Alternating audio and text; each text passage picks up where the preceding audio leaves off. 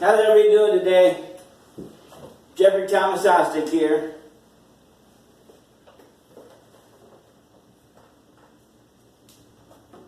I'm going to speak to you today as man to man. I'm a good man of 53 years. And until 2 years ago, when my brother went through the Douglas County court system and I asked a question why the court systems use fictitious names.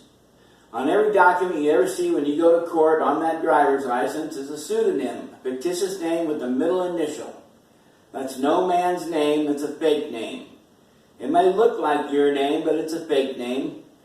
And when I asked that lawyer in court that day in Douglas County about my brother Stephen David Ostick, why they don't use his real name, and that man got so mad at me, it just made me wonder, why? As an intelligent man who questions everything, takes nothing for granted, considers himself a pretty good plumber, a pretty good electrician, a pretty good carpenter, pretty good HVAC man, and just pretty knowledgeable overall, when that man got mad at me for asking him to correct the record to reflect my brother's true name and title, which is, to me, if you're going through court, you should be using the exact documents, the exact names. So why is it that they get so mad when you ask them about that? I personally believe it's a trick, and that's why they get so mad. I personally thought my best friend in the whole world was Gage Cobb. Truthfully, I really did. Love that. I still love that man and his family. And I don't hold him accountable for anything that's happened because I always have to take 50% of the responsibility for everything that I do. And I know I fucking got a big fucking mouth and I said way too much. But now it's to the point where I was trying to ask a question which somebody could just simply give me the honest to God's truth answer. But no, they had to bring up false charges against me, run me down at gunpoint, throw me into small rooms, and literally try to break me down with psychological torture. There's no two ways about it. That's the only reason they did what they did to me. And the whole time, from the very first day of last year, August 22nd, when this whole thing started, 2018, I've been pleading for mercy. I've been apologizing. I wrote hundreds of letters saying I was sorry. I told everybody I talked to I was sorry. It was a misunderstanding. I just asked a question.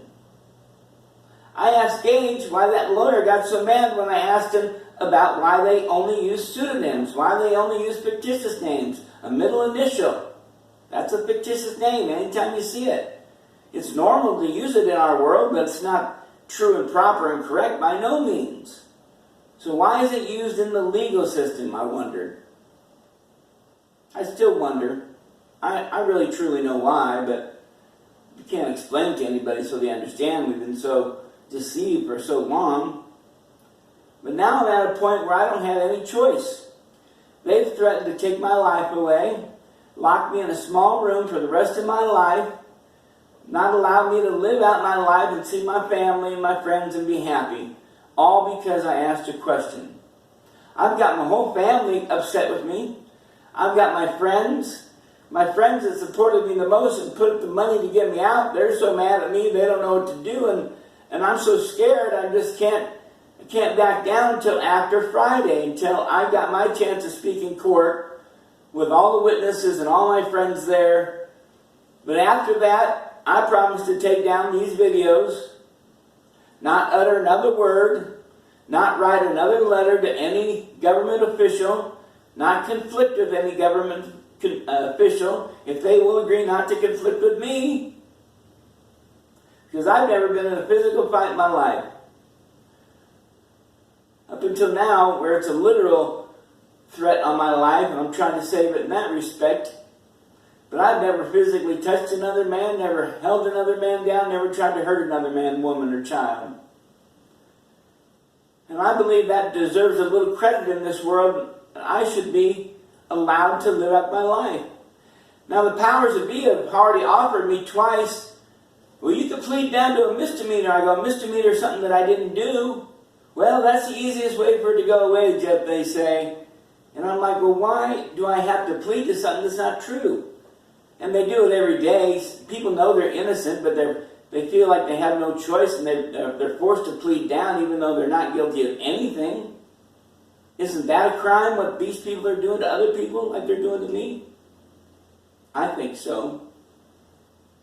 That's the point I'm trying to get across to everybody. And I think 99% of the people who know me know that I'm telling the truth. The honest to God's truth. Because I've never lied a day in my life. There's no reason to. I love my family. I love my friends. I love this world. I'm asking for everyone to give me a chance. Just like I've given everyone a chance my whole life. All 30,000 people that I've ever met. That's all I'm going to say about that.